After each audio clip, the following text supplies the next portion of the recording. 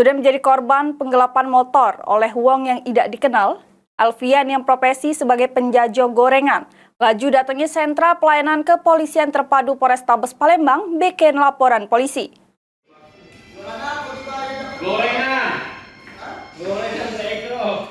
Sudah menjadi korban penggelapan motor oleh wong yang tidak dikenal, Alfian yang balik di Jalan Harapan, Kelurahan Silaberanti, Palembang, laju datangi sentra pelayanan kepolisian terpadu Polrestabes Palembang bikin laporan polisi.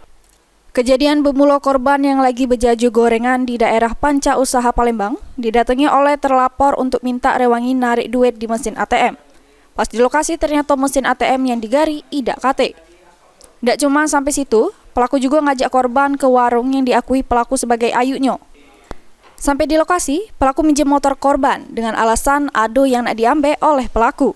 Karena tidak naruh rasa curiga, korban laju minjemi motor ke pelaku. Tidak taunya motor kesayangan korban, merek Yamaha Mio M3 BG4722 YAE, sudah dilarikan oleh pelaku yang baru dikenalnya. Atas kejadian tersebut, korban laju mengalami kerugian sebesar 8 juta rupiah. Tempat ayu aku katanya dorong kabar katanya ada di situ. Itu ke sana aku ngantar dia ke sana. Nunggu bentar di motor di warung. Tiba-tiba dia punya motor katanya nak ngurus ini katanya. Kasih lah motor. Udah dia bilang ngasih motor, tadi tunggulah di sini katanya di warung ayah aku katanya. Aku lama nunggu dari jam 7 sampai jam 10 belum dia. Nah, nak minjem motor itu kemana tadi katanya? Nak ngurusin duitnya tadi. Ngurusin duitnya tadi. Ngapa duitnya tuh? Nggak bisa ditarik kayaknya. Nggak bisa ditarik? Iya. Kita kenal nggak sama wong itu? Tidak kenal.